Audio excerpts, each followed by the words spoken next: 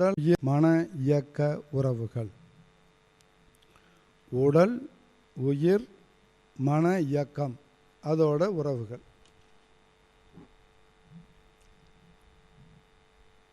இதில் நம்ம எதற்கு முக்கியத்துவம் கொடுக்க இருக்கிறோம் அப்படின்னு சொன்னால், இன்று மதியம் உடலை பற்றி டாக்டர் ரவீந்திரநாத் அவர்கள் உரையாற்ற இருக்கிறார்கள். உடலை பற்றிய முழு விவரங்களும் அவர்கள் உங்களுக்கு கூறுவார்கள். இப்போது உயிராகவும் உயிரை பற்றி இப்போ அடுத்தாப்பில் பார்க்க இருக்கிறோம் காயகல்பத்தில். ஆகவே நம் மனதை பற்றி நன்கு தெரிந்து கொள்வோம். இப்போ மனம் எங்கேருந்து வந்துச்சு? உடல் உயிர் மனம், மனிதன் என்று எடுத்துக்கொள்கிறோம். மனிதன்ற கான்செப்ட் யாரோட சேர்ந்தது? மூன்றோடு சேர்ந்தது. உடல் உயிர் மனம். மனிதன் எடுத்துக்கொண்டிருக்கிறோமே, நமக்கு மனிதன் என்பது கரெக்டா? நீங்கள்லாம் மனிதர்கள் தானா? போச்சுரா. அப்போ என்ன நினச்சிக்கிட்டு இருக்கீங்க நீங்கள்? மனிதன் அப்படின்னு சொன்னால் மனதை இதமாக வைத்துக்கொள்பவன் மனிதன். மனம் ப்ளஸ் இதம் ப்ளஸ் இன்னுன்னு அர்த்தம். மனதை இதமாக வைத்துக்கொள்பவன் மனிதன். இதம்னா என்ன தெரியுமா? நிம்மதியாக வச்சுக்கிறது, பாமாக வச்சுக்கிறது. இப்போ எல்லாருக்கும் முதல்ல என்ன வேணும்னு கேட்கும்போது என்ன வேணும்னு சொன்னீங்க? நிம்மதி வேணும்னா. அப்போ இல்லைன்னு தானே அர்த்தம். அப்போ எதமா இல்லைன்னு தானே அர்த்தம். அப்போ நம்ம மனிதன் இல்லைன்னு தானே அர்த்தம். ஆக மனதை இதமாக வைத்துக்கொள்ளக்கூடிய தன்மை மனிதனுக்கு வேணும். அதுக்கு தான் அவன் முயற்சி எடுக்கிறான். மனிதனாக இருக்க முயற்சி எடுக்கிறான். கிரேக்க ஞானி ஒருத்தர் என்ன பண்ணாராம், நல்ல 12 மணிக்கு ஒரு அரிக்கை லைட்டை தூக்கிட்டு ரோட்டில் போனாராம். ஒவ்வொருத்தண்டையாக வச்சு பார்த்தாராம். ஒருத்தன் கேட்டானா, என்னையா இப்படி பட்ட பகலில் விளக்க வச்சுக்கிட்டு ஒவ்வொருத்தனையாக தேடிக்கிட்டு இருக்கேன்? அப்போ சொன்னாராம், மனிதனை தேடுகிறேன். அப்போ இருக்கிறவெல்லாம் அப்போ இல்லைன்னு தானே கணக்கு. ஆனால் இங்கே வந்தால் தேட மாட்டாங்க. அப்போ மனதை இதமாக வைத்துக்கொள்பவன் என்பது என்ன? மனதை அறிந்தவன், மனதை புரிந்து கொண்டவன். அந்த மனம் என்பது எது? உங்கள் மனசை தொட்டு சொல்லுங்க பார்ப்போம். மனம் என்பது எதுன்னு உங்கள் மனசை தொட்டு சொல்லுங்க பார்ப்போம். மனம் என்பது எங்கே இருக்கிறது? இங்கே இருக்கு. அப்பா, ஏன்னா ரொம்ப பேர் இங்கே தான் இருக்குன்னு நினச்சிட்டு இருக்காங்க. மனச்சாட்சிக்கு விரோதம் இல்லாமல் அப்படிங்கிறான். பள்ளிக்கூடத்து வாத்தியார் சொல்லியிருக்கார், வாய்ப்பாட மனதில் குத்திக்கிட்டு படுறான்னு இருக்கார். அவன் ஓரோன் ஒன்றுக்கே குத்திக்குவான். ஓரோன் 1, 2, 2, 3, 16ஆம் வாய்ப்பாடு குத்திக்கிட்டாலும் பரவாயில்ல, 1ஆம் வாய்ப்பாடுக்கே குத்திக்குவான். மனசில் குத்திக்கிறான். இப்போ மனம் என்பது இங்கேயா இருக்குது? இல்லை, நமக்கு முதல்ல இங்கேன்னு சொன்னாங்க. ஆனால் அதுக்கும் ஒரு இடம் இருக்குது. ஏன்னா இந்த அநாகதம் என்பது மனதனுடைய பதிவுகள் தன்மையை கொஞ்சம் நல்லா வாங்கி கொள்ளும். அதனால் என்ன சொன்னாங்க, இந்த இடம்னு சொன்னாங்க. அதுக்கு அது பொய் சொல்லலை. அவங்க அநாகதம் ரொம்ப பாதிக்கப்படும். மனசு ரொம்ப குளறுபடியாக இருந்தால் அநாகதம் பாதிக்கப்படும். ஆனால் தான் நெஞ்சு வேகலைன்னு அவங்க சொன்ன மாதிரி. ஆனால் மனம் என்பது மகரிஷிக்கிட்ட வந்த பிறகு தான் எதுன்னு தெரிஞ்சு. இப்போ மனம் எங்கேருந்து வந்தது? நம்மளுடைய உடலினுடைய தன்மையில் எது மூலம் என்பதை பார்க்க வேண்டும். இப்போ நாம் பிறந்திருக்கிறோம். இப்போ நம்மக்கிட்ட என்னென்ன இருக்குது? உடல் இருக்கிறதா? உயிர் இருக்கிறதா? மனம் இருக்கிறதா? இன்னொன்று இருக்குதான்னு கேட்கவா? கேட்ட திரும்ப பேருக்கு இதை கேட்டால் கோவம் வந்துடும். அறிவு இருக்கிறதா? சரி, இப்போ எது முதல்ல? மனம், உடல், உயிர், மனம், அறிவு. இதில் எது நமக்கு முதல்ல வந்துச்சு? ஏன்னா இப்போது பிறந்திருக்கிறோம். இப்போ நம்ம உடலாக வந்ததா உயிராக வந்ததான்னு நம்ம யோசிக்கணும்.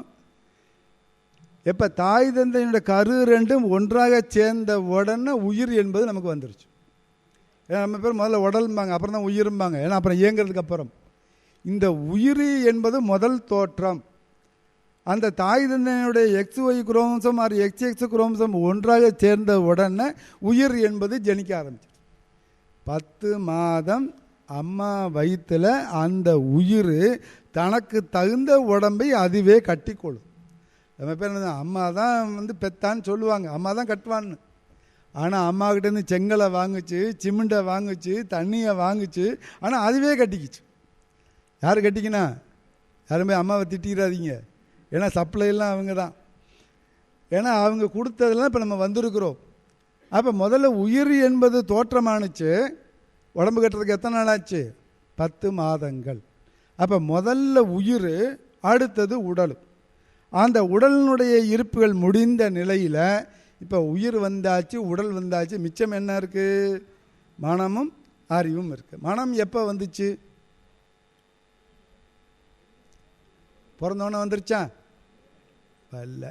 ஏன்னா எப்போ நினப்பு உங்கள் கையில் நிற்கிதோ அப்போ தான் அதுக்கு பேர் மனசுன்னு பேர். ஆனால் நீங்கள் பண்ணியிருப்பீங்க. ஆனால் அந்த மனம் என்பது சிந்திக்கக்கூடிய தன்மையில் வரும்போது, நினச்சி பார்க்கக்கூடிய தன்மையில் வரும்போது அப்போ என்ன வயசுனா 6 வயசு. ஏன்னா இப்போ 2 வயசில் செஞ்சது உங்களுக்கு ஞாபகம் இருக்கா? பக்கத்து வீட்டு பிள்ளைகிட்ட பறித்து தினமே முட்டாய் அதெல்லாம் ஞாபகம் இருக்கா? நிச்சயமாக எல்லாம் செஞ்சுருப்பேன். ஏன்னா குரங்குலேருந்து தானே வந்திருக்கிறோம். ஆனால் நமக்கு தெரியல. அப்போது அதெல்லாம் நமக்கு ஞாபகம் இல்லை. 6வது வயசு வந்த உடனே நமக்கு தெரியுது இப்போ மனசு வந்துருச்சே. மனசு வந்தோன்னு உங்களை வீட்டில் வச்சுக்கிட்டாங்கிறீங்க. 6 வயசு இருந்தோன்னு உங்களெல்லாம் எங்கே விரட்டினாங்க? போ, பள்ளிக்கூடத்துக்கு போ. ஏன்னா மனசு என்பது என்ன? குறை. அது குறைப்பட்டுக்கிட்டே இருக்கும். நீங்கள் எங்களை பிடுங்காத. அப்பா அம்மா சொல்கிறாங்க, எங்களை பிடுங்காத, அங்கே போய் வாத்தியை போய் பிடுங்கு, தள்ளி விட்டுருவாங்க. அங்கே பள்ளிக்கூடத்துக்கு போனோன்னே உங்களுக்கு என்ன சொல்லி கொடுக்குறாங்க? இப்போ என்னமோ சொல்லி கொடுக்குறாங்க. அன்னைக்கு என்ன சொல்லி கொடுத்தாங்க? அறஞ்சய விரும்பு, ஆறுவது சினம், இயல்வது கரவேல். ஏன் சொன்னாங்க இதெல்லாம்? மனசு நல்லா இல்லைன்னு தானே சொன்னாங்க. அறஞ்செய்ய விரும்பு, அது பக்கம் திரும்பு. எவன் திரும்பின? 6வது சினம்னாங்க. எவன் விட்டான்? ஏதோ பதிய வைக்கணும்னு பதிய வச்சாங்க. இங்கே வந்த பிறகு தான் நமக்கு அதுக்கு விவரமே தெரியுது. ஏதோ அங்கே பதியட்டும், மனதில் பதியட்டும் என்று நமக்கு சொல்லி கொடுத்தாங்க. அப்போ மனம் என்பது குறையாக இருக்கிறது. அது 6 வயசில் ஸ்டார்ட் ஆணுச்சு. அறிவு எப்போ வந்துச்சு? எப்போ வந்துச்சுன்னு கேட்குறீங்களா? இன்னும் வரவே இல்லை. அதனுடைய தோற்றம் எப்போ வந்தது? 12 வயசு. நீங்கள் 6 வயசு வரும்போது எலிமெண்ட்ரி ஸ்கூலுக்கு போகிறோம். 12 வயசு நான் அறிவுன்னு வரும்போது எங்கே போகிறோம்? ஹை ஸ்கூலுக்கு போகிறோம். அப்போ ரொம்ப முத்தி போயிடுது, காலேஜுக்கு போகிறோம். அப்போ உடல், உயிர், மனம், அறிவு. இந்த அறிவு என்பது யார் தெரியுமா? அவேர்னஸ் தான். மனதிலேருந்து வருவது தான் அறிவு. மனம் நின்று பார்க்கும்போது, ப்ரெசன்ஸில் இருக்கும்போது அது அறிவாக மாறுகிறது. ஆக மனிதனுடைய கான்செப்ட்னு எடுத்துக்கொண்டால் உடல், உயிர், மனம். இப்போ உடல், உயிர், மனமில் மூலப்பொருள் உயிர்னாச்சு. இப்போ அம்மா அப்பாவோடைய உயிர் என்பது நமக்கு மூலம்னு சொல்லியிருக்கிறோமே.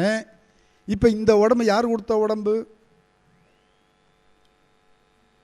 அம்மா அப்பா கொடுத்த உடம்பு, உயிர் கொடுத்த உடம்பு. கொஞ்சம் விவரம் ஆயிட்டீங்க எல்லாரும். ஏன் அப்படின்னா, அம்மா ரொம்ப பேர் சொல்லுவாங்க இது அம்மா அப்பா கொடுத்த உடம்பு அப்படிம்பாங்க. அம்மா அப்பா கொடுத்த உடம்புனா அவங்க குழந்தையா பெற போகும்போது நம்ம எத்தனை கிலோ இருந்தோம்? 3 கிலோ. இப்போ ஏறி நில்லுங்க, எத்தனை கிலோன்னு? 60 கிலோ இருப்போமா? அவங்க கொடுத்த 3 கழிச்சு பிடுங்க, மிச்சம் 57 கிலோ எப்படி வந்துச்சு? இங்கேருந்து எங்கேருந்து வந்துக்கிட்டே இருக்குது? பிரபஞ்சத்திலேருந்து வருது. இதெல்லாம் மெட்டபாலிசம்னு சொன்னாங்க, வளர்சிதை மாற்றம். இப்போ இருக்கிற உடம்பு அம்மா அப்பா கொடுத்த உடம்பு இல்லை, எல்லாம் மாறிடுச்சு கம்ப்ளீட்டாக. அவ்வளவு செல்லும் குறைஞ்சது 2.5 வருஷத்துக்குள்ளே மாறிடுமா. யாராவது 2.5 வருஷத்துக்குள்ளே இருந்தால் வேணால் சொல்லலாம் அம்மா அப்பா கொடுத்தது.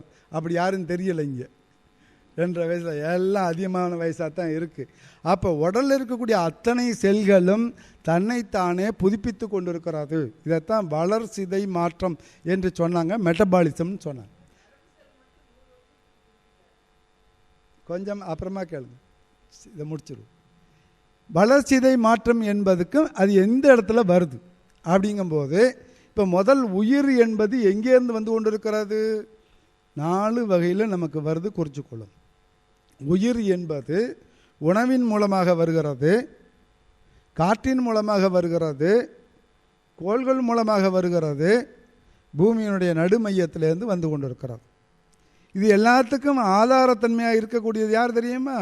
வான்காந்த சக்தி தான். அந்த வான்காந்த சக்தி ஆதாரமாக இருந்து கொண்டு இந்த 4 மூலமாக நமக்கு வந்து கொண்டிருக்கிறது. இப்போ அழகாக சொல்லியிருக்காங்க அவையார் பரமாய சக்திகள் பஞ்சமபூதம் தரம் அறி தோன்றுமாம் பிறப்புனாங்க. இந்த மனிதனாக பிறந்திருக்கக்கூடிய பிறப்பு 5 பூதங்களினால் ஆக்கப்பட்டிருக்கிறது. அந்த 5 பூதங்களுடைய தன்மை. இப்போ நம்ம தவம் முடித்தோம். ஓம் சாந்தி சாந்தி சாந்தின்னு 3 தடவை சொன்னோம். 3 தடவை சொன்னால் முழுமைன்னு காஞ்சி பெரியவர் சொன்னார். அது எப்படி முழுமையாகுது? 3 தடவை சொன்னால் முழுமை. அந்த 3 தடவை சொல்லக்கூடியதில் எல்லாம் அடக்கமாக இருக்கும். அது எது தெரியுமா? உடல் மனம். மகாகாசம், பூதாகாசம், சித்தாகாசம். இந்த 3 தவிர்த்து வேறு எங்கேயும் வெளியில் எதுவும் இல்லை. மகாகாசம் என்பதும் பூதாகாசம் என்பதும் சித்தாகாசம் என்பதும். பூதாகாசம் என்பது பஞ்சபூதங்கள், சித்தாகாசம் என்பது உயிரினங்கள். இந்த மகாகாசம் என்பது எல்லாத்திற்கும் மூலமாக இருக்கக்கூடிய பிரம்ம நிலையினுடைய தன்மை. ஆக மகாகாசம் என்பதிலேருந்து தான் அத்தனையும் வந்து கொண்டிருக்கிறது. அந்த பிரம்ம நிலையிலேருந்து வரக்கூடிய நிலை. இதைத்தான் அழகாக சொன்னாங்க. சுத்த வெளி, சுழலலையோடு கூடிய பரமாணு, விரிவலை, காந்தம். இந்த 4 அம்சங்கள் மூலக்கூறு. இந்த 4 அம்சங்களும் சேர்ந்து கொண்டு அப்புறம் ஒரு நாளாக மாறுகிறது. காலம், தூரம், பருமன், வேகம். இந்த 4 அம்சம். இது அழகாக ஒரு தடவை சாமி சொல்லும்போது 1989 ரிஷிகேசத்தில் ஒரு பயிற்சி எடுத்தாங்க. டெல்லியில் யூனிவர்சல் மேக்னட்டிசம் சொல்லிட்டு ஐஐடியில் ஒரு கான்ஃபரன்ஸ் முடிச்சுட்டு 1 வார பயிற்சியாக ரிஷிகேசம் கூட்டிகிட்டு போனாங்க. தமிழகத்தில் நிறைய பேர் போயிருந்தோம். அப்போ அந்த பயிற்சி நடந்த ஹாலில் ஒரு படம். அந்த படத்தில் விஷ்ணு படுத்திருக்கிறாரு. அதுலேருந்து தொப்புள்லேருந்து ஒரு தாமரைப்பூ, அதில் பிரம்மா இருக்கிறார். சாமி விளக்கம் கொடுக்குறாங்க பாருங்கள். அந்த பிரம்மா யார்? நான்முகன்னு சொல்கிறாங்களே யார்? அந்த விஷ்ணுவுடைய தொப்புள் மையத்திலேருந்து கிளம்புனதுனால விஷ்ணு என்ன தெரியுமா? விண் அணு. விண் அணு விஷ்ணு. விண்ணாக இருக்கக்கூடிய அணுவுக்குள்ளே இருக்கிறது யார்? அவர் தொப்புளுக்குள்ளேருந்து வர்றது யார்? நான்முகன். அந்த நான்முகன் யார்? காலம், தூரம், பருமன், வேகம்னு சொன்னார். இந்த 4ம் ஒன்றா சேர்ந்துருச்சுன்னா படைப்பு தொழில் ஆரம்பிச்சிரும்னார். பாருங்க, பக்தி யோகத்தில் எப்படி ஞான யோகத்தை பக்தி யோகத்தில் எப்படி கொடுத்துருக்காங்கிறதுக்கு அங்கே அழகாக ஒரு விளக்கம் கொடுத்தாங்க. அப்போ அந்த உயிர் என்பது எங்கேருந்து புறப்பட்டுச்சு? விண் என்பதே உயிராக இருக்கிறது. பஞ்சமா பூதம் தரம் மாறி தோன்றுமாம் பிறப்பு. விண்ணு உயிராக இருக்கிறது, மண்ணு உடலாக இருக்கிறது. விண்ணு உயிர். யாருக்கா சந்தேகமாக இருக்கா? சந்தேகமாக இருக்கா? திருப்பி சொல்லவா? என்ன சொன்னேன்னு மறந்து போச்சு. 5 பூதங்கள். விண்ணு உயிராக இருக்கிறது, மண்ணு உடலாக இருக்கிறது. இந்த விண் என்பது உயிரினுடைய தன்மை. ஏன் அப்படின்னு சொன்னால், ஒருத்தர் இறந்து போயிட்டாருன்னு வச்சுங்க. நீ ஒரு வாரம் கழித்து போய் கேட்குறீங்க அப்படின்னா, அவர் மேலே போய் சேர்ந்து 1 வாரம் ஆச்சும்பாங்க. மேலே போய் சேர்ந்து 1 வாரம் ஆச்சா? இங்கே தான் சொல்லக்காட்டில் கொண்டு போய் வச்சுட்டு வந்தாங்களே, இவர் எப்படி மேலே போயிருக்க முடியும்? எது போணுச்சு? உயிர் போனதுனால தான். உயிர் எங்கே போயிடுச்சு? மேலே போயிடுச்சு அப்படின்னு சொன்னால் அது மேலே. இப்போது நீங்கள்லாம் இப்போ பயிற்சிக்கு வந்திருக்கிறீங்க. எங்கேருந்து வந்திருக்கீங்க? வீட்டிலேருந்து வந்திருக்கிறேன். பயிற்சி முடிஞ்சுன்னா எங்கே போவீங்க? வீட்டுக்கு போவோம். அப்போ இப்போ திரும்ப போகிறது வீடுன்னா வந்திருக்கிறது வீட்டிலேருந்து தானே. அப்போ நான் மேலே போய் சேர்ந்துட்டேன்னா இப்போ எங்கேருந்து வந்திருப்பேன்? மேலேருந்து வந்திருக்கிறேன். அதனால தான் விண் என்பது உயிராக இருக்கிறது. அந்த விண் என்பது நேர உயிராக வரக்கூடிய தன்மையில் 4னுடைய தன்மையாக நமக்கு வந்து கொண்டே இருக்கிறது. அந்த வந்து கொண்டிருக்கக்கூடிய உயிர் என்பது மூலப்பொருளாக இருந்து கொண்டு உடலுக்குள்ளாரே ஆற்றலை பெற்றுக்கொள்ளும். இப்போ அங்கே இருக்கக்கூடிய விண்ணு மண்ணை எடுத்துக்கொள்கிறோம். அதே போல் அண்டத்தில் உள்ளது பிண்டத்தில் இருக்கிறதும்பாங்க.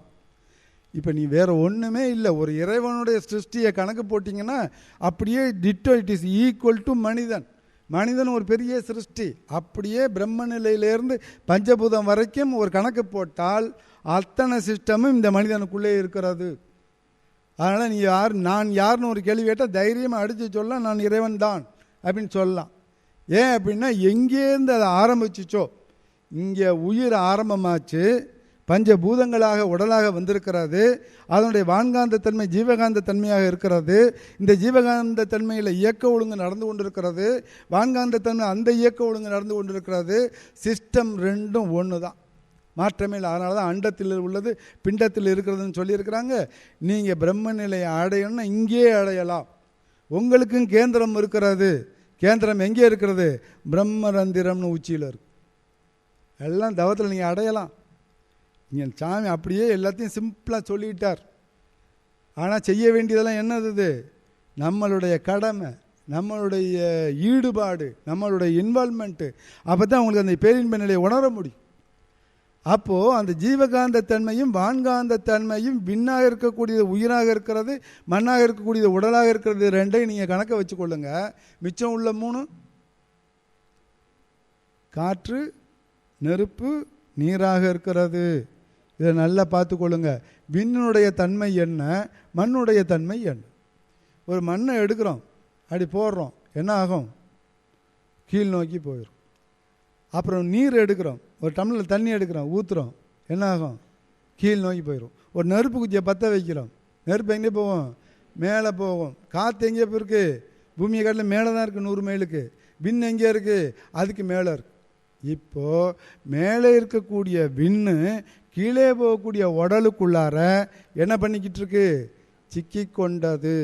இப்போ எல்லாருக்கும் வாழ்க்கை ஏன் சிக்கலாக இருக்குன்னு தெரியுதா? வாழ்க்கை ஏன் சிக்கலாக இருக்குது? சுதந்திரமாக இருக்க வேண்டியதை பிடிச்சா நீங்கள் அடைச்சி வச்சதுனால தான் சிக்கலாக இருக்கு. அதனால தான் சொன்னேன், விடுதலை கொடுத்தால் சுதந்திரமாக இருக்கும். ஒரு விடுதலைங்கிற நேரத்தில் உங்களுக்கு வேணால் ஒன்று சொல்கிறேன். சிற்றின்பத்தில் என்ன இன்பம் இருந்ததோ அதே போல் 40 மடங்கு இந்த உடலை விட்டு உயிர் பிரியும் போது இருக்குமா. அப்போ கணக்கு போட்டுங்க எவ்வளோ இன்பம்னு. இப்போவே எல்லாம் தயாராகிக்குங்க. ஏன்னா அந்த நேரத்தில் வேறு எதாவது நினைச்சுங்க. ஐயோ சொத்தை விட்டுட்டு போகிறேன்னு நினைக்காதீங்க. சுதந்திரமாக சந்தோஷமாக போகிறேன்னு நினச்சிக்கோங்க. இப்போவே தயார் பண்ணாதான் அது தெரியும். இருக்கிறதுலே பெரிய பயம் எதுனா மரண பயம்மா. இருக்கிறதுலே பெரிய பயம் மரண பயம். எல்லாம் சாகத்தானே போகிறோம், ஏன் பயப்படுறோம்? சார் சாகிறதுக்கு பயப்படல சார், எப்படி சாக போகிறோம்னு தான் சார் பயப்படுறேன். சாவதற்கு யாருக்கும் பயம் இல்லை, எப்படி சாக போகிறோம்னு தான் பயம். நம்ம பேருக்கு ஆசை, ஐயோ நம்ம படுக்கணும், அப்படியே போயிடும். நல்லா போகலாம், தவம் பண்ணுங்க, போயிடலாம். தவம் பண்ணும்போதே போக மாட்டீங்க, அப்புறமா போய்க்கலாம். உடனே பயம் வந்துட போது எல்லாருக்கும். அப்போ விண் என்பது மேலே இருக்கக்கூடியது, மண் என்பது கீழே போகக்கூடியதுக்குள்ளே இடையில இருக்குது. யார் உள்ளே பிடிச்சி வச்சுக்கிட்டு இருக்கிறா இந்த உடலுக்குள்ளார? அதான் மூச்சு என்ற காற்றோட்டம், வெப்பம் என்ற உஷ்ண ஓட்டம், நீர் என்ற இரத்த ஓட்டம், மூன்றும் இந்த உடலுக்குள்ளார உயிரை தக்க வைத்து கொண்டிருக்கிறது. உடலை விட்டு உயிர் போகணும்னா அந்த 3 நாள் தான் போகும். ஒன்று ஹார்ட் அட்டாக் வரணும், ரத்தம் இருதயம் நிற்கணும், இல்லை மூச்சு நிற்கணும், இல்லை மூளை நிற்கணும். ஏதாவது ஒன்று. இப்போ ஹார்ட் நின்று போச்சுனாலும் மூளை இயங்கி இருந்துச்சுன்னு வச்சுக்கோங்க, என்ன பண்ணுவாங்க? அடித்து கிடிச்சு குத்தி ஓட வச்சுருவாங்க. அவன் மட்டும் முழிச்சு பார்த்தானே அவன் அடிக்கடியை பார்த்து அப்பயே போனாலும் போயிடுவான். அந்த அளவுக்கு குத்துவாங்க. அப்போ ஹார்ட் ஓட வச்சாச்சு அப்படின்னு சொன்னால் மூளை ஓடும். மூளை அதுக்கப்புறம் மூச்சு. ஆக ஒன்றோடு ஒன்று பின்னி பிணைந்ததாக இருக்கிறது. அதனால தான் இந்த 3ஐயும் ஒழுங்குபடுத்துறதுக்கு ஒரு தத்துவம் ஒன்று வச்சான். அதுதான் வாத பித்த ஸ்லேட் மம்னா. அதெல்லாம் பார்த்தோம்னா நேரம் ஆயிரும். அப்போ 3னுடைய ஓட்டம் உடலுக்குள்ளார உயிரை தக்க வைத்து கொண்டிருக்கிறது. இப்போது இது தத்துவ ரீதியாக பார்த்தோம். இப்போ உயிர் என்பது எவ்வாறு உடலாக மாறியிருக்கிறது அதையும் பார்த்துக்கொள்ளலாம். எனர்ஜி பார்ட்டிகள் என்பதுலேருந்து இன்டென்சிஃபை ஆகி எலிமெண்ட் ஆகி, எலிமெண்ட்லேருந்து செல்லாகி, செல்லுலேருந்து சிஸ்டமாக மாறி சிஸ்டம் என்பது வருது. நீங்கள் மதியம் அதை தெரிந்து கொள்ளலாம். அப்போ உடல் இயக்கம் என்பதில் அந்த உயிரே தான் மூலப்பொருளாக இருக்கிறது. அதுலேருந்து உடல் வருகிறது, மனம் வருகிறது. ஜீவசமாதி அடைவுறாங்க அப்படின்னு சொன்னால் அந்த ஜீவசமாதிக்கு என்னையும் அர்த்தம்? மனதையும் உடலையும் இயக்கத்தையும் நிறுத்தி விடுவது. உடல் இயக்கத்தையும் மன இயக்கத்தையும் நிறுத்தி விடுவோம். நிறுத்திவிட்டு உயிர் எங்கே மூலப்பொருளாக இருக்குதோ அங்கே நிப்பாட்டுறதுக்கு பேர் தான் ஜீவசமாதின்னு பேர். அது யாருக்கு கிடைக்கும்? அந்த யோகம் கற்றவங்களுக்கு கிடைக்கும். ஆனால் இப்போ இயல்பு அது எதுக்கு நம்ம சொல்கிறோம்? இந்த உயிர் என்பது இருந்துட்டாலே மனமும் உடலும் நடந்து கொண்டே இருக்கும். ஆற்றுல பார்க்குறோம், இன்றைக்கி பார்க்குறோம் தண்ணி நிறைஞ்சு போய்கிட்டே இருக்குது. நாளைக்கு போய் பார்க்குறோம் அதே மாதிரி நிறைஞ்சு போய்கிட்டே இருக்குது. நேற்று பார்த்த தண்ணி இன்றைக்கி இருக்கா? இல்லை. நம்ம என்னைக்கும் பார்க்குறதுக்கு ஒரு மாதிரியாகவே தான் இருந்துக்கிட்டு இருக்கிறோம்.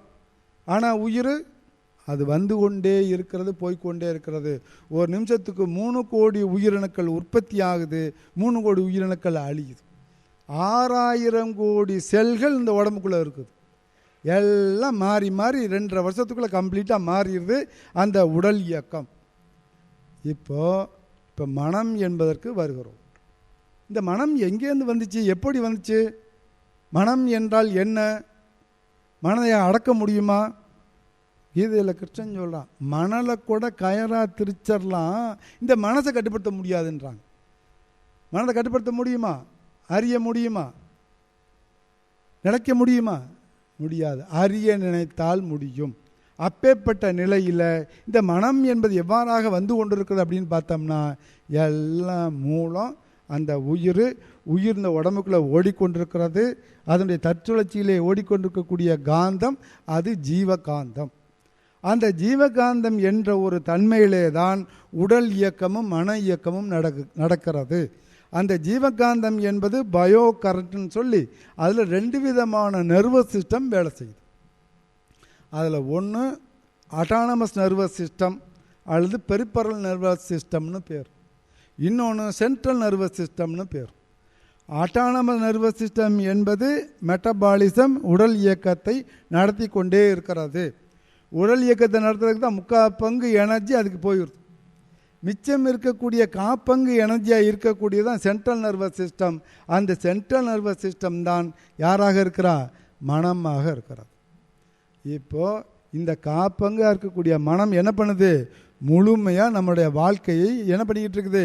அப்படியே நடத்தி கொண்டிருக்கிறது. உங்களுடைய மனம் என்பது தான் வாழ்க்கை. இவ்வளோ பேர் உட்கார்ந்துருக்கோமே, எல்லாருக்கும் ஒரே மாதிரியான வாழ்க்கைன்னு சொல்ல முடியுமா? நிச்சயமாக முடியாது. ஏன்னா நம்ம என்ன பண்ணிக்கிட்டு இருக்கோம்? ஒருத்தர் கம்பேர் பண்ணிக்கிட்டு இருக்கோம், கவலைப்பட்டுக்கிட்டு இருக்கோம். கொஞ்சம் கூட 100% கூட நியாயம் இல்லாதது எதுன்னு சொன்னால் அடுத்தவங்களை கம்பேர் பண்ணி வாழ்கிறது. ரொம்ப பேருக்கு மனதில் கவலை வர்றதுக்கு காரணமே கம்பேர் பண்ணுறது தான். இன்றைக்கி நல்லா இருப்பான், நீங்கள் இன்றைக்கி நல்லா இல்லாமல் இருப்பீங்க.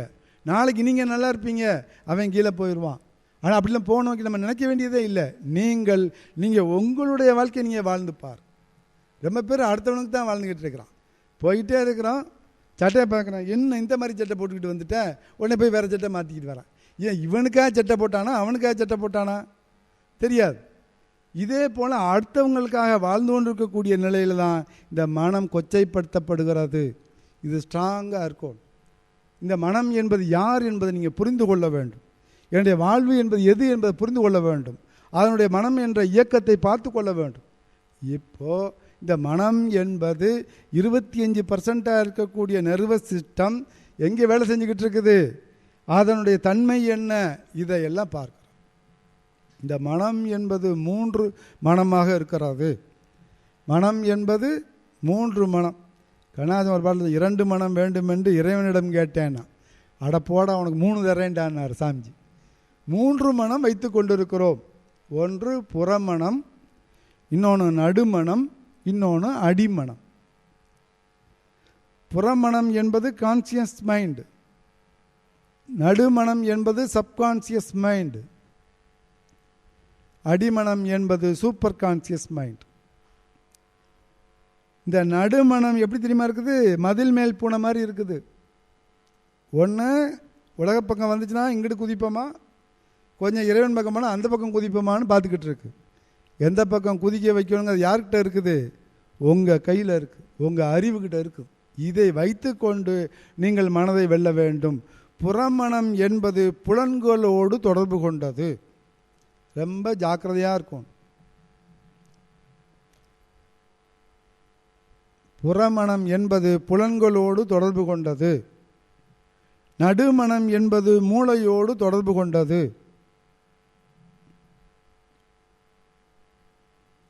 அடிமனம் என்பது கருமையத்தோடு தொடர்பு கொண்டது.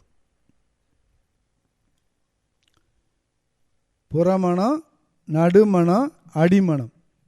இப்போ இந்த மனம் என்பது இந்த ஜீவன் வாழ்ந்து கொண்டிருக்குது. வாழ்ந்து கொண்டிருக்கக்கூடிய நிலையில் வாழ வேண்டிய அவசியம் கட்டாயம் அதுக்கு ஏற்படுது. அதனால் உணவு உட்கொள்ள வேண்டும், வாழ வேண்டும், பிரச்சனைகளை சந்திக்க வேண்டும். சந்திக்கக்கூடிய நிலையில் நம்ம செய்யக்கூடிய கர்மாக்கள், இந்த வாழ்க்கை என்பது எதனுடைய அடிப்படையில் நடந்து கொண்டு இருக்குதுன்னு சொன்னால் கர்மாக்கள் அடிப்படையில் தான் நடந்து கொண்டு இருக்கிறது. நீங்களும் கர்மாக்கள் மூலமாகத்தான் வாழ்ந்து கொண்டு இருக்கிறீர்கள். 3 கர்மா ரொம்ப முக்கியம், எல்லாருக்கும் தெரியும். சஞ்சித கர்மம், பிராரப்த கர்மம், ஆக்காமிய கர்மம் என்ற 3 வினையினுடைய மொத்த பதிவு தான் நாம் பிறந்திருக்கிறோம். பிறந்ததுக்கு காரணம் சஞ்சித கர்மம். பிறந்த பிறகு இன்னைக்கு தான் வந்திருக்கிறோம், விவரம் தெரிஞ்சிருக்குது. இதுக்கு முன்னால் செஞ்சது பிராரப்தம், இப்போ செய்கிறது ஆக்காமி. இந்த 3ம் தான் இப்போ உள்ளே உட்காந்துக்கிட்டு இருக்கு. இந்த உட்காந்துக்கிட்டு தான் அந்த மனம் என்ன பண்ணுது, அது எந்த விருப்பத்துக்கு போகுதோ அதே போல் மனம் வேலை செஞ்சு கொண்டே இருக்கிறது. இந்த இருப்பு நிலை நீங்கள் எதை நினைச்சாலும் சரி அந்த கருமையத்திலேருந்து வந்து கொண்டே இருக்கிறது, அது உள்ளே போய்கொண்டே இருக்கிறது. மனதினுடைய செயல்பாடு சுருக்குவது, விரிப்பது. பார்க்கறது அப்படியே சுருக்கி உள்ளே கொண்டு போய் வைக்கும், நினச்சி பார்த்தா விரித்து கொடுக்கும். கம்ப்யூட்டரில் பார்க்கலாம், ஃபைல்னு இருக்கும். அந்த ஃபைலை கிளிக் பண்ணிங்கன்னா அந்த ஃபைலுக்குள்ளே இருக்கிறது அப்படியே பெருசாக வெளியில் வரும். திரும்ப ஒரு கிளிக் பண்ணால் உள்ளே போயிடும். அதுபோல் இந்த மனம் என்ன பண்ணுது, எல்லா இடத்துலையும் கிளிக் பண்ணுது, கண்ட இடத்துலலாம் கிளிக் பண்ணுது. அதுக்கு ஒரு விவரமே தெரிய மாட்டேங்குது. எல்லாத்தையும் கிளிக் பண்ணிவிட்டு கடைசியில் என்ன பண்ணுறதுன்னு தெரியாமல் வச்சுக்கிறதுக்கு இடம் இல்லைன்ட்டு போயிடுது. அதுபோல் எல்லாம் எங்கே கொண்டு போய் இருப்பு கட்டுது, கருமையத்தில் இருப்பு கட்டி கொள்கிறது. இது பசிக்குது அப்படின்ன உடனே இந்த மூளை நாக்கோட தொடர்பு கொண்டு கருமையத்தோடு தொடர்பு வைக்குது. இந்த மதில் மேல் பூனை நாக்கிலையும் மனசை வைக்குது, கருமையத்திலையும் மனதை வைக்குது. இதே போல் இயக்கங்களை அது செய்து கொண்டே இருக்கிறது. அந்த இயக்க சிறப்புகளைத்தான் இப்போ நாம் நன்கு தெளிவாக தெரிந்து கொள்ள வேண்டும்.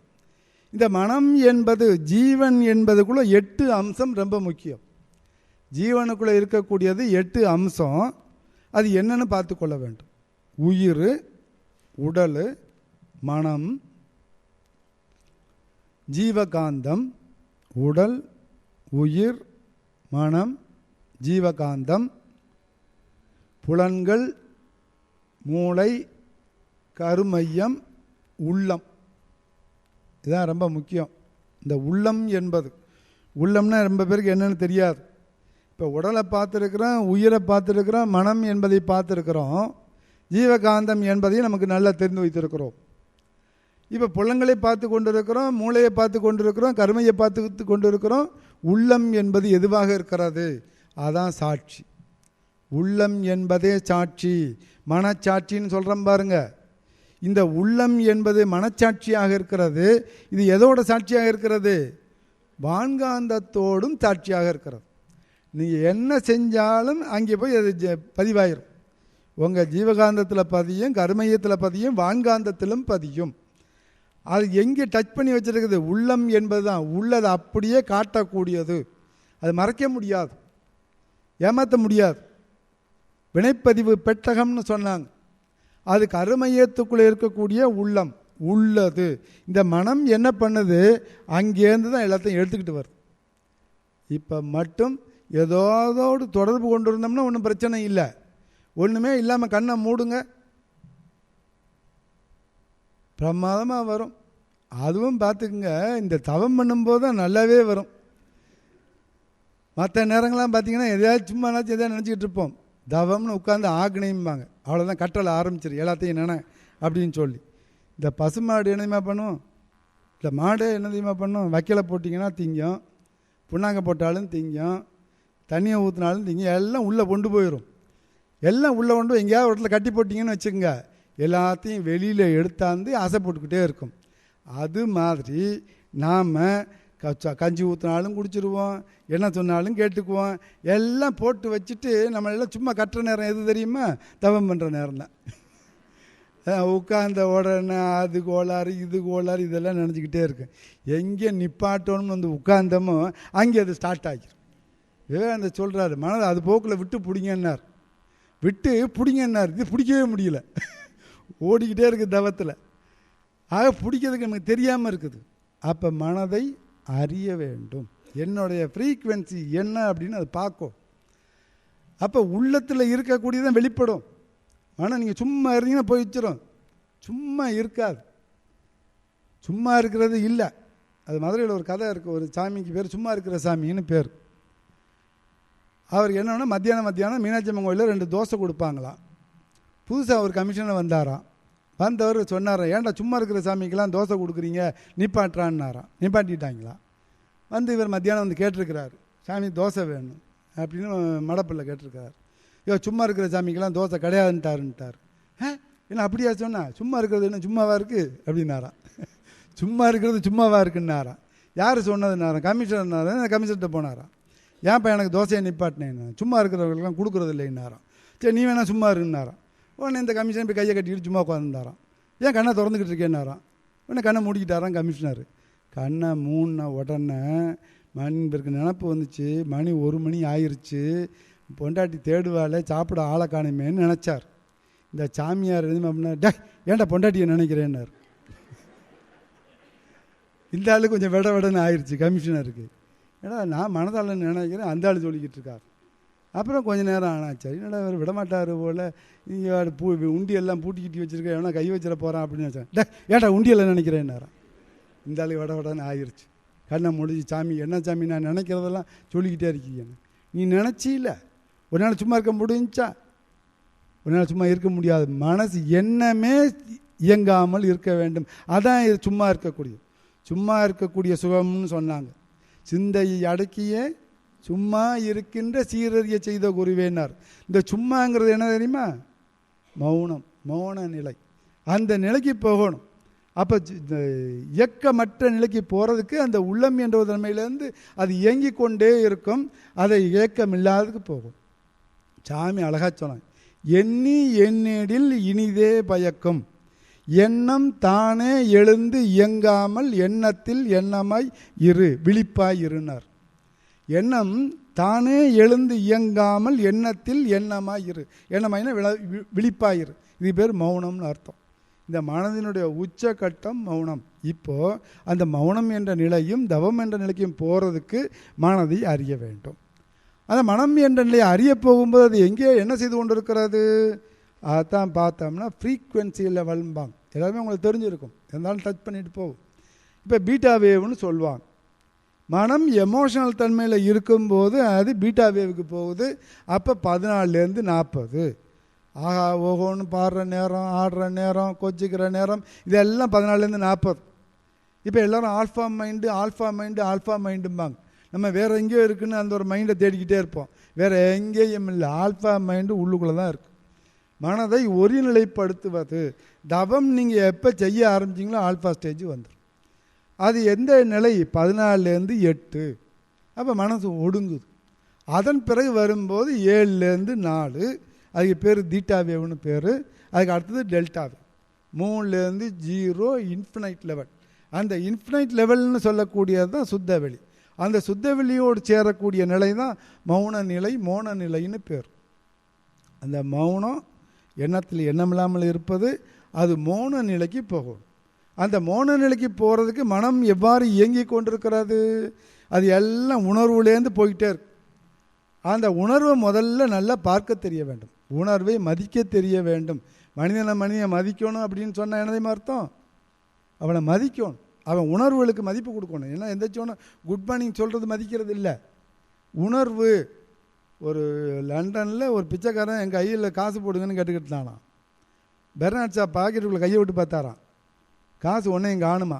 சொன்னாரான், சகோதரா உனக்கு கொடுக்குறதுக்கு ஒன்றும் இல்லை அப்படின்னாரான். நம்ம ஊராக இருந்தால் என்ன பண்ணுவான், உனக்கு ஒன்றும் இல்லையா, நீயும் பிச்சைக்காரன் தான், வா என் பக்கத்தில் உட்காரும்பான். அவன் எந்த சந்தோஷப்பட்டான. ஏன் தெரியுமா, சகோதரா உனக்கு கொடுக்குறதுக்கு காசு இல்லைன்னு சொன்னார் பாருங்க. அவன் சொன்னால் எனக்கு காசு கூட வேண்டாங்க, நீங்கள் சொன்னீங்க பார்த்தீங்க ஒரு வார்த்தை சகோதரான்னு, என்னை உங்களோட சேர்த்து கணக்கு போட்டிங்க பாருங்கள், அந்த சந்தோஷம் எனக்கு போதும்னா. அப்போ உணர்வு தான் ரொம்ப முக்கியம். இன்னும் உணர்வையும் பார்த்துக்கொள்ளுங்க, உணர்வை வெல்லக்கூடிய தன்மையும் வேண்டும். இன்னொரு டச்சிங்கான ஒரு உணர்வு சொல்கிறேன் பாருங்கள். அன்னை தெரசா கல்கத்தாவில் அனாதை விடுதிக்கு காசு வாங்குறதுக்காக, டொனேஷன் வாங்குறதுக்காக போகிறாங்க. போகும்போது ஒரு கடைக்காரன்கிட்ட போய் காசு கேட்குறாங்க. அவன் சொல்கிறான், காரி துப்புறான் முகத்தில். என்ன காசு, அவன் துப்பிவிட்டான். நம்ம என்ன பண்ணிடுவோம், நம்ம என்ன பண்ணுவோம்னா, நம்ம என்ன ஸ்டேஜில் இருக்கோங்கிறது புரிஞ்சுக்கிறது, ஓங்கி ஒரு அறை விட்டுருவோம் முகத்தில். காசு கொடுத்தா கொடு, இல்லைன்னா சும்மா இல்லைன்னு சொல்ல வேண்டிய, ஏன்டா துப்புறேனும். அந்த அம்மா என்னமா சொன்னாங்க, நீ துப்புனா பாரு, அதை நான் வச்சுக்கிறேன், அந்த அனாதை குழந்தைக்கு நீ எதையாவது கொடுன்னு கேட்டாங்க. எவ்வளவு மனப்பக்குவம் இருக்கணும்னு பார்த்துங்க. நீ துப்புனதை எனக்குன்னு வச்சுக்கிறேன், அந்த குழந்தைங்க இருக்காங்க பாருங்கள், அவங்களுக்கு கட்டுறதுக்கு நீ ஏதாவது டொனேஷன் கொடுன்னு கேட்டாங்க. உடனே அவன் என்ன பண்ணான், ஐயோன்னு காலில் விழுந்துட்டான். அதுபோல் உணர்வுகளை வெல்லக்கூடிய தன்மை நமக்கு வரணும். அப்போ உணர்வு என்பது தான் பேசிக்கு. அதை ஜெயிக்கணும் அப்படின்னா தவத்தில் தான் ஜெயிக்க முடியும்.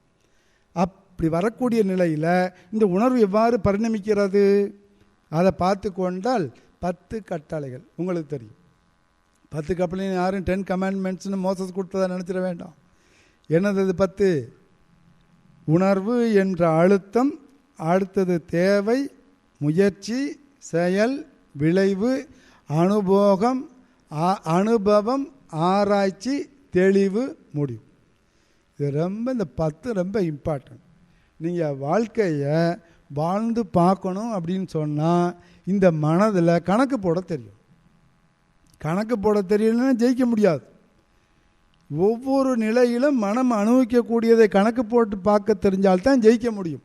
இப்போ எல்லாரும் இப்போ தேவைன்னு பார்க்குறோம். இப்போ வயிற்றில் பசி வந்துருச்சு, ஏதோ ஒரு அழுத்தம் என்பது வந்துருச்சு, இப்போ சென்சேஷன் சொல்லுது ஏதோ ஒன்று வேணும், அப்போ தேவை, முயற்சி போகிறோம், செயல் டீயை குடிக்கிறோம், விளைவு டீ கிடச்சிச்சு, அனுபவம் அனுபவித்தோம், முடிஞ்சிச்சு. இது வரைக்கும் எல்லாம் கரெக்டாக செய்கிறான். அனுபவம் கூட கரெக்டாக செய்யலை. அதுக்கு அப்புறம் வரக்கூடியது அனுபவம், ஆராய்ச்சி, தெளிவு, முடிவு. இந்த கடைசியாக இருக்கக்கூடிய தன்மையை அவன் விட்டுறான். அதனால தான் வாழ்க்கையில் என்ன பண்ணுறான், நிறைவுக்கு போக முடியலை. இந்த 10 தன்மையும் நீ சாதாரண விஷயத்தெல்லாம் விட்டுருங்க, ஏதாவது முக்கியமாக வரக்கூடியதை தற்சோதனை என்ற ஒரு ஐட்டத்தில் எடுத்துக்கொண்டு இதை பற்றி சிந்திங்க. இப்படி நீங்கள் செய்யக்கூடியது தான் அனுபவமாக வருகிறது. மாதிரி சொல்கிறாங்க, அறிவு 6வது அறிவுக்கு 5 அறிவு காரணமாக இருக்கிறதுனாங்க. அதில் இயற்கை தத்துவ அறிவு, நுண்ம நுழைவன அறிவு, உள்ளுணர்வு அறிவு, இன்னொன்று தேர்ந்த அறிவுன்னு சொன்னார். இந்த தேர்ந்த அறிவில் என்ன அர்த்தம், 3 அம்சம் வருது. ஒன்று படிக்கிறது, இன்னொன்று கேட்குறது, இன்னொன்று அனுபவத்தில் வரும். அனுபவம் உண்மை. ஏன்னா படிக்கிறது கேட்குறது கூட ஏதாவது பொய்யா இருக்கலாம், உண்மையாக இருக்கலாம். யாராவது எழுதியிருப்பான், தப்பாக கூட எழுதியிருப்பான். யாராவது பேசுறது தப்பாக கூட பேசியிருப்பான். அனுபவம் நீங்களே அனுபவிச்சிருக்கிறீங்க, அதில் எதுவும் பொய்யா இருக்க முடியாது, அது உண்மை. ஆகவே நீங்கள் எந்த அனுபவத்தை பெற்றுக்கொள்கிறீர்களோ அதில் வரக்கூடிய அனுபவத்தை நினைச்சு பாருங்கள், ஆராய்ச்சி பண்ணுங்க. ஆராய்ச்சி பண்ணிவிட்டு அப்புறம் இந்த ஆசை சிரமத்தை மாதிரி செயல் விளைவை பாருங்கள், நல்லதா கெட்டதான்னு பாருங்கள், நல்லதை வச்சுங்க, கெட்டதை தூக்கி போடுங்க. இப்படியெல்லாம் பண்ணிங்கன்னா இந்த வாழ்க்கை எவ்வாறு அமையும்னு முடிவு பண்ணும். இப்போல்லாம் நம்ம எப்படிப்பட்ட வாழ்க்கை வாழ்ந்துக்கிட்டு இருக்கோம் தெரியுமா? செம்மறியாட்டு வாழ்க்கைன்பாங்க. அது என்ன செம்மறியாட்டு வாழ்க்கை? ஒரு பள்ளிக்கூடத்தில் வாத்தியார் ஒரு பையனை கேட்டாராம், ஒரு பட்டியில் 10 ஆடு அடைச்சிருக்கு, 5 ஆடு தாண்டிருச்சு, மிச்சம் எத்தனை ஆடுன்னாராம். ஒரு பட்டணத்து பையன் எந்தாச்சும் சொன்னானான், மிச்சம் 5 ஆடு சார் நானா.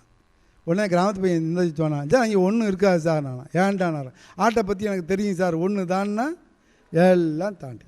அது மாதிரி நாம் எல்லாம் யார், செம்மறி ஆடு. எவனாவது ஒருத்தன் போகிறான்னா அவன் முன்னாடி நம்மளும் போகும். சாமி வரும்போது சொல்லுமா விளையாட்டாக சொன்னார், இந்த மூச்சு பயிற்சி பண்ணும்போது இப்படி குனிஞ்சு நிமிந்தாரான். நிமிரும்போது ஒரு இந்த வந்து உட்காந்துச்சான். இப்படி குனியும் போது நிமிரும்போது ஒரு வந்தான், இப்படின்னாரான். செய்கிற காலத்தில் வெறும் குனிஞ்சிட்டு ஈன்னாரான். ஐயா அப்படி எக்ஸசைஸில் இல்லை, எனக்கு வந்துச்சு, அதுக்காக நான் விரட்டினேன்னாரான். அது மாதிரி ஏன் செய்கிறேன், எதுக்கு செய்யணும்னு தெரியாமல் இப்படி தள்ளி விட்டுக்கிட்டே இருந்தா அவன் ஒருத்தன் போகிறான்னா நம்மளும் போகிறானா, அவன் குளிக்கல விழுவானா, நம்மளும் குளிக்கலையா விழுகிறது. அதுக்காக தான் அறிவு வேண்டும், அறிவு வேண்டும், அனுபவம் வேண்டும், ஆராய்ச்சி வேண்டும், தெளிவு வேண்டும், முடிவு வேண்டும். முடிவு கட்டி வைங்க, உங்களுக்கு ஒன்று ஒத்துக்கும். ஐயா அவருக்கு பிளாப்பழம் பிடிக்கும், எனக்கு வயிற்று வலி வரும். அப்போ அவருக்கு முடிவு, எனக்கு முடிவு. அப்போ இது அவர் சாப்பிட்றாரு, நான் வாங்கி சாப்பிட்டா எனக்கு என்ன வரும், வலி தான் வரும்.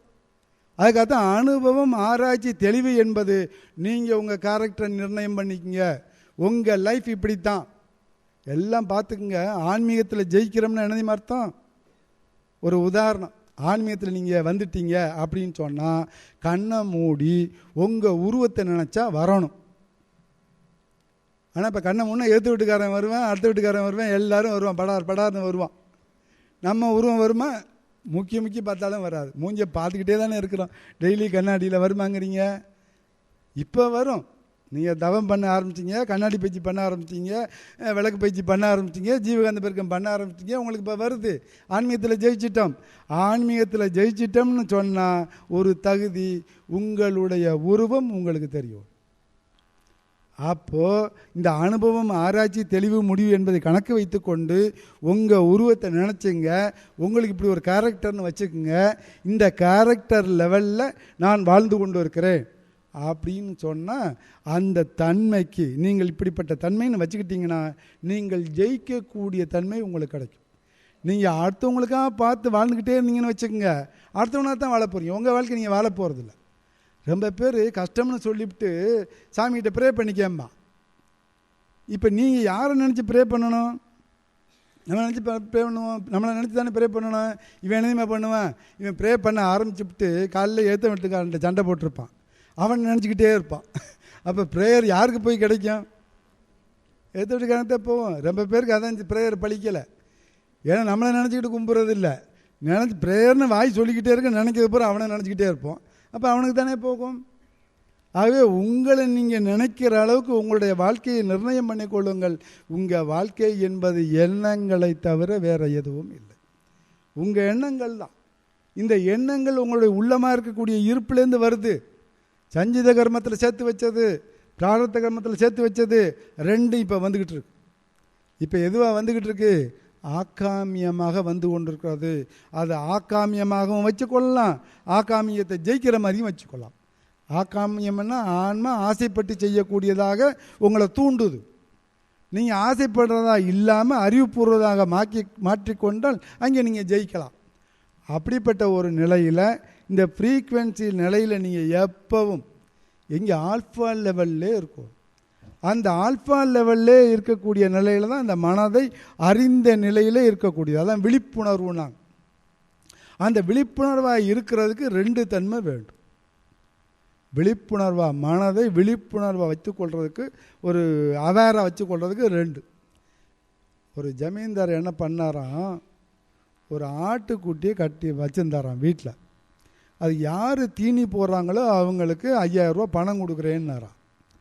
உடனே கிராமத்துக்காரன் பூரா கூட்டிகிட்டே போனானா, வயக்காட்டுக்கு கூட்டிகிட்டு போனானா. நல்லா புல்லாக மேய்ஞ்சிச்சான். சரின்னு கொண்டாந்துட்டு கடைசியாக கட்டினாங்களாம். அப்போது நல்லா தீனி போட்டியான்னு கேட்டாரான் கிராமத்தான. நல்லா போட்டேன் அப்படின்னானா. உடனே இவர் என்ன பண்ணால் ஒரு புல்லுக்கட்டை தூக்கி போட்டாரான். உடனே ஆடு என்ன பண்ணிச்சான், போய் கடிச்சிச்சான். நீ என்னடா நல்லா தீனி போட்டேன்னு சொல்கிற, அது பாரு இப்போ கடிச்சிக்கிட்டு இருக்குன்னார். இப்படியே ஒரு 5 நாள் 10 நாள் என்ன ஆகிட்டாங்க, இந்த கிராமத்தை ஒவ்வொருத்தனா ஓட்டிக்கிட்டு போயிருக்கிறான். நல்ல புல் மேய விட்டுருக்குறான். திருப்பி கொண்டாந்து இவர் புல்லை போடுவார், அது கடிக்கும். இதை ஒரு ஞானி பார்த்தார். என்ன பண்ணார், சரி இது இப்போ நல்ல தீனி போடணும் அவ்வளோதானே அப்படின்னு இவர் ஓட்டிக்கிட்டு போனார். கையில் ஒரு குச்சியை வச்சுக்கிட்டார். இந்த ஆடு பின்னாடியே போனார். இந்த ஆடு எப்போ புல்லை திங்க போணுச்சோ அப்போ 2 போட்டார். உடனே இந்த ஆடு கொஞ்சம் தலையை தூக்கிச்சு. இன்னும் ஒரு 5 நிமிஷம் ஆச்சு. மறுபடியும் புல்லுக்கிட்ட வாயை வைக்க போணுச்சு. மறுபடியும் 2 போட்டார். இப்படியே சாயங்காலம் வரைக்கும் 2 போட்டு போட்டு கடையில் புல்லே திங்க விடலை. கடைசியாக கொண்டாந்து ஜமீன்தார் வீட்டில் கட்டினார். ஏன் நல்லா தீனி போட்டிலாயா அப்படின்னார். போட்டேன் அப்படின்னார். போட்டேன்னார். என்ன போட்டார்னு அவருக்கு தான் தெரியும். உடனே ஒரு புல்லை போட்டார். இந்த ஆடு திரும்பி பார்த்துச்சு. புல்லை திங்குமா? திங்கலை. நீந்தாப்பா நல்லா போட்டேன்னு 5000 ரூபாய் கொடுத்தாரு.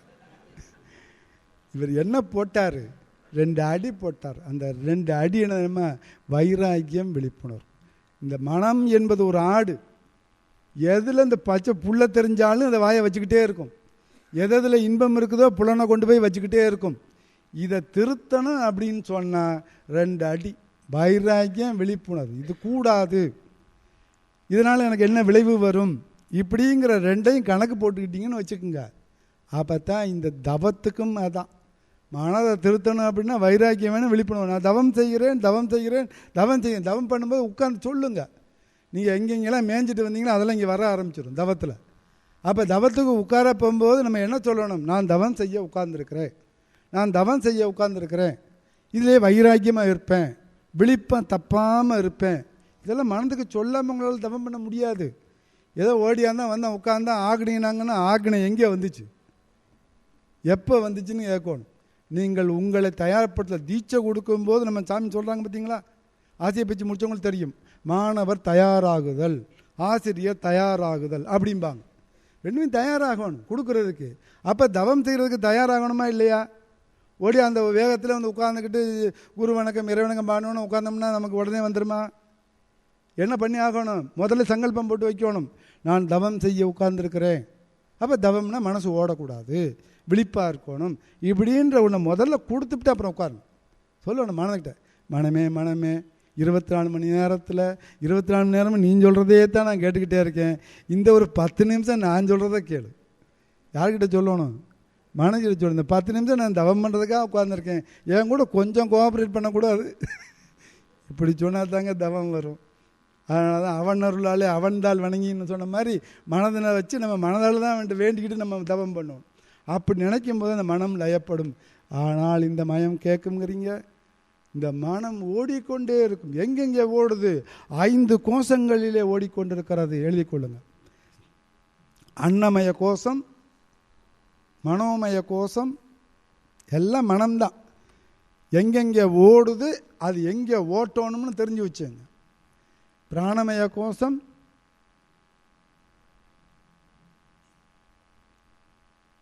விஞ்ஞானமய கோஷம், ஆனந்தமய கோஷம்.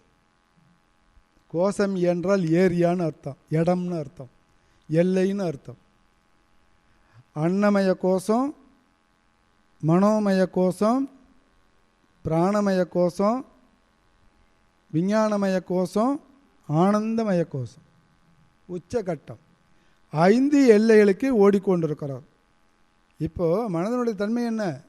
இப்போ நான் அமெரிக்கா போகணும், நான் போகிறதுக்கு எவ்வளோ நாள் ஆகும்? இந்த உடலை தூக்கிட்டு போகணும்னா 1.5 நாள் ஆகும். அமெரிக்காவில் போய் நான் அந்த காலை வச்சோன்னா 1.5 நாள். ஆனால் அந்த மனம் இப்போ நினச்சோன்னே அமெரிக்கா போயிடும். மனதுக்கு அவ்வளவு வேகம் இருக்கிறது. அவ்வளவு வேகத்தையும் நீங்கள் அடக்கணும்னா எப்படி அடக்கிறது?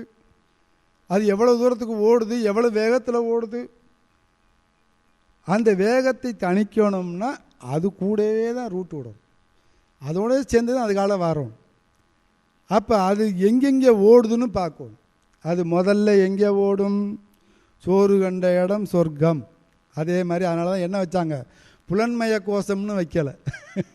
முதல் கோஷம் புலன்மய கோஷம்னு வைக்கலை. என்னமய கோஷம்னு வச்சாங்க? அன்னமய கோஷம். ஏன்னா எல்லாருக்கும் ரொம்ப முதல் தேவை சாப்பாடு. இந்த மனம் என்பது புலன்வயப்பட்ட நிலையில் அனுபவிக்க ஓடுறதுனால அது அன்னமய கோஷம்னு ஓடினாங்க. இப்போ அந்த மனதை என்ன பண்ணி ஆகணும்? 2வது இந்த 3 அன்னமயம், மனோமயம், பிராணமயம் 3 இருக்குது பார்த்தீங்களா? அப்படியே 3 மனத்துக்கு ஒப்பீடாக வச்சுங்க. புலன்கள், மூளை, கருமையம். புறமணம், நடுமணம், அடிமணம். அன்னமய கோஷம் என்பது புறமணம், புலன்களோடு தொடர்பு கொண்டது. சாமிஜினுடைய பிரின்சிபிள்ஸு நீங்கள் எதோட வேணாலும் போட்டு பாருங்கள், அனலைஸ் பண்ணி பாருங்கள், கோயின்சைடு ஆகும். நீங்கள் மனம்னு எடுத்துக்கொண்டாலும் சரி, கோஷங்களில் எடுத்துக்கொண்டாலும் சரி, ஃப்ரீக்குவென்சியில் எடுத்துக்கொண்டாலும் சரி, கோயின்சைடு ஆகும். ஏன்னா அதனால அழகாக மாற்றிட்டாங்க, ஆன்மீக கல்வி மையம்னு மாற்றிட்டாங்க. ஏன்னா விஞ்ஞானம்னு சொன்னாலே இங்கே தீர்ப்புக்கு வரணும், அங்கே முடிவுக்கு வரணும். இப்போ இந்த கிளாரிஃபிகேஷன் பண்ணும்போது நீங்கள் எதை வச்சாலும் சரி இங்கே கிளாரிஃபை ஆகும். அப்போ புலன் மயக்கத்தில் இருக்கக்கூடியது அது அன்னமய கோஷமாக இருக்கிறது. மனம் முதல்ல இருக்கக்கூடியதாக இருக்கிறது. 2வது வரக்கூடியது மனம் எங்கே இருக்குது? மூளையோட தொடர்பு இருக்குது. போவாமா வேண்டாமா? அப்போ டைலமாவில் இருக்குது பாருங்கள், இதான் மனோமய கோஷம். அப்போ மனதை செலுத்தக்கூடிய தன்மையில் மூளையோடு தொடர்பு கொண்டு இயங்கி கொண்டிருப்பது அது 2வது மையமாக இருக்கிறது. 3வது கருமையம், அதான் பிராணமய கோஷம், பிராணனோட தொடர்பு கொண்டது. இப்போது இந்த 5க்குள்ளார நடுவில் எது இருக்குது? பிராணமய கோஷம் இருக்குது. இந்த பிராணமய கோஷத்தோட தொடர்பு கொள்வது யார்? கருமையம். இந்த கருமையத்தை நல்லா பிடிச்சிக்கொள்ளும். இந்த கருமையத்தோட தொடர்பு கொள்வது, கருமையம் என்பது என்ன? கருன்னா என்ன? உயிர் தான் கரு. உயிரை பிடித்து கொள்ள வேண்டும். இந்த 2 பக்கமும் போணுச்சுன்னு வச்சுக்கோங்க, கீழ் நோக்கி போகும். கருவோடு உயிரோடு சேர்ந்துட்டோம்னு வச்சுங்க, மேல் நோக்கி போகும்.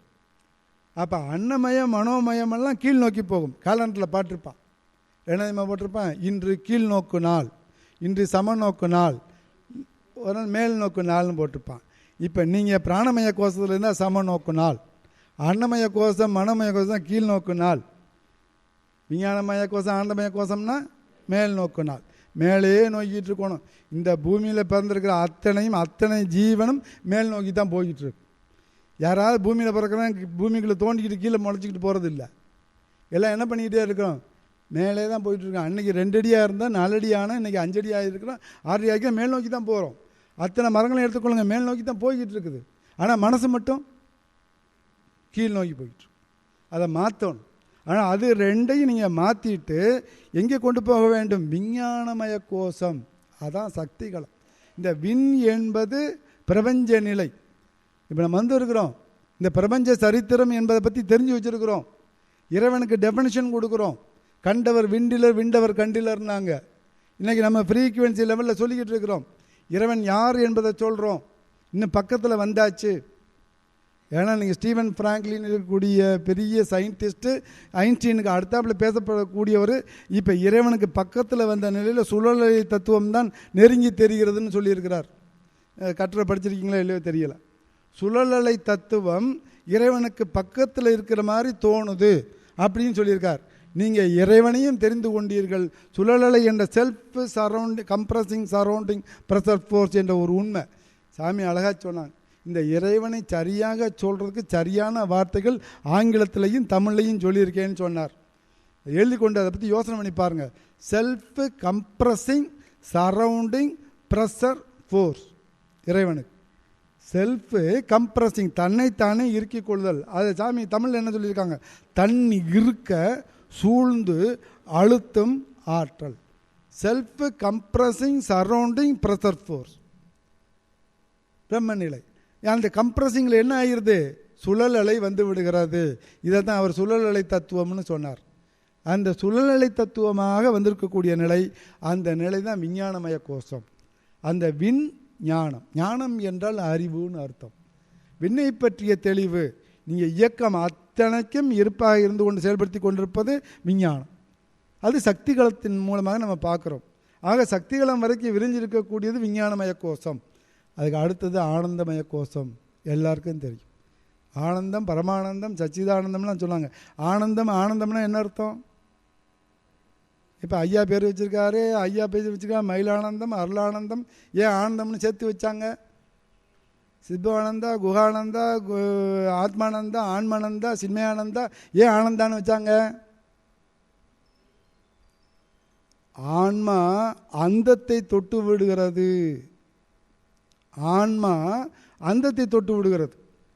அந்தம் என்பது வேதாந்தம். நாங்கள் வேதத்துக்கு அந்தம், சித்தாந்தம் சித்தத்துக்கு அந்தம், எல்லாம் முடிவு. இந்த ஆன்மா இங்கே தொற்றுச்சுன்னா அது ஆனந்தமயம்தான். அந்த ஆனந்தமயத்துக்கு போகணும். அப்போ மனம் என்ன ஆகணும்? அறிவாக மாற வேண்டும். அறிவாக மாறி ஆன்மாவாக மாற வேண்டும்.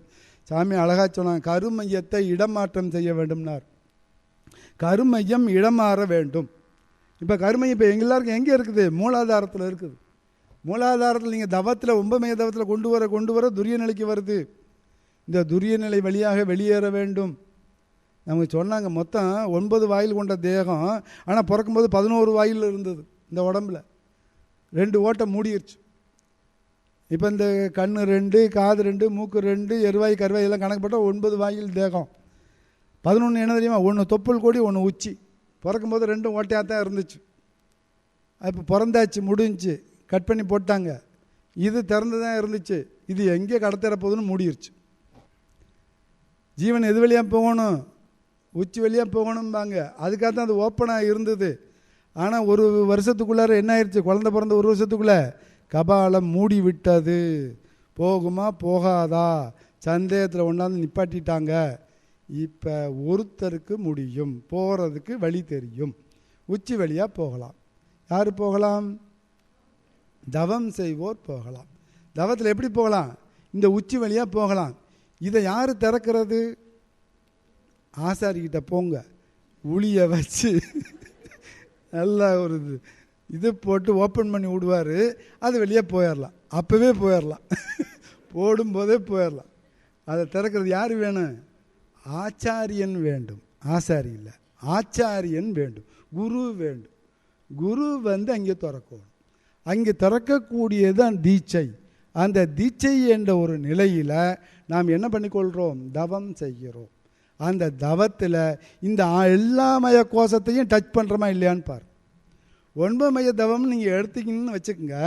இங்கே அன்னமய கோஷம், மனோமய கோஷம், பிராணமய கோஷம், சக்திகத்தில் விஞ்ஞானமய கோஷம், சுத்த வெளியில் ஆனந்தமய கோஷம். அங்கே சக்திகளத்திலேருந்து சிவத்துக்கு போகும்போது அங்கே ஒரு ஸ்டாப், மௌனம். அந்த சிவமே மௌனமாக இருக்கிறது. அதான் சும்மா இருக்கக்கூடிய சுகம். அந்த சும்மா இருக்கக்கூடிய சுகம் அந்த சிவத்தில் வரும்போது கிடைக்கும். ஃப்ரீக்குவென்சி நின்றும் மனமற்ற நிலை. அந்த நிலைக்கு போகும்போது மௌனமாக இருக்கிறது மனம். அது சிவத்தோடு சேரும்போது மௌனமாக மாறிவிடுகிறது. அந்த மோன நிலை தான் ஞானிகள் பெற்றார்கள். இப்போ நமக்கு அருட்தந்தை அவர்கள் அத்தனைக்கும் ரூட்டு போட்டு கொடுத்துட்டாங்க. ரூட்டு போட்டு கொடுத்துட்டாங்க. எது பாக்கி இருக்கு? போக வேண்டியது பாக்கி.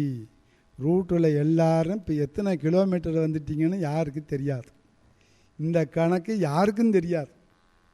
அந்த ரூட்டில் எவ்வளோ போகிறோம்ன்றது உங்களுடைய இந்த ஆன்மீக இன்வால்மெண்ட், உங்களுடைய தற்சோதனை, தவம், இது ரெண்டுலையும் வைத்து கொண்டு தான் உங்களுடைய இன்வால்மெண்ட்டில் நீங்கள் கடக்கிறீர்கள். அந்த கடக்கிற தூரம் உங்களுக்கும் தெரியாது. நீங்கள் எவ்வளவு பிரம்ம நிலையோடு ஒரு ஐக்கியமான உணர்வு. அந்த ஐக்கியமான உணர்வுலாம் இப்போ இருக்கிற நிலையெல்லாம் இல்லை. எப்பேற்பட்ட நிலை இருக்கணும் தெரியுமா? உக்கி உருகும். சிவம் என்பதாகவும் பிரம்மநிலை என்பதாகவும் இறைநிலை என்பதாகவும் உக்கி உருகணும். அப்படிப்பட்ட நிலை வரும்போது அது சர்வ சீக்கிரமாக கிடைக்கும். காரைக்காலமையாக திருவாலங்காட்டில் உட்காந்துக்கிட்டு அப்படி இறைவனை கட்டி பிடிச்சிக்கிட்டு உன்னோடு அடைய வேண்டும் என்று உருகுனாங்க. நீ யாராவது உருகியிருக்கீங்களா? தெய்வமே அப்படின்னு உருகியிருக்கீங்களா? பரமஹம்சர் ராமஹம்சர் சொன்னார், சாமி படத்துக்கு முன்னால் உட்காந்துட்டு உருகி எவன் கண்ணீர் வடிக்கிறானோ அவன் இறைவனை அடைந்து விடுவான்னார். நாம் உருகி இருக்கிறோமா? தெய்வத்தை நினச்சிருக்கிறோமா? சக்திகளும் சிவகளும் போயிருக்கக்கூடிய உணர்வு ரீதியாக அங்கே ஐக்கியப்படுத்தி இங்கே அழுகணும். அழுகிறது வருத்தத்துக்கு வரக்கூடாதா இருக்கக்கூடாது, ஆனந்த கண்ணீராக வரணும். அந்த ஆனந்த கண்ணீர் தான் ஆனந்தமய கோஷத்துக்கு நம்மளை கொண்டு போய் சேர்க்கும். அப்பேற்பட்ட ஒரு நிலை உங்களை சோதித்து கொள்ளக்கூடிய நிலையில், அந்த தற்சோதனை நிலையில் ஜீவாத்மாவை நினச்சி அதை மகாத்மாவாக மாற்றி மகாத்மாவை கொண்டு போய் பரமாத்மாவாக சேர்க்கணும். பரமாத்மாவை சேர்க்கறதுக்கு நீங்கள் ஒன்றும் முயற்சி எடுக்க வேண்டாம். உங்களுடைய முயற்சி மகா ஆத்மா அப்படிங்கிற அளவில் வச்சுக்கோங்க. பரமாத்மா வந்து கூட்டிகிட்டு போயிடும். பரமாத்மாவுக்கு நீங்கள் ஒன்றும் செய்ய வேண்டாம். மகாத்மாவை ஆனால் போதும், அது வந்து கூட்டிக் கொள்ளும் என்று கூறி வாய்ப்பளித்து உங்கள் அனைவருக்கும் நன்றி கூறி நிறைவு செய்கிறேன். வாழ்க வையகம், வாழ்க வளமுடன்.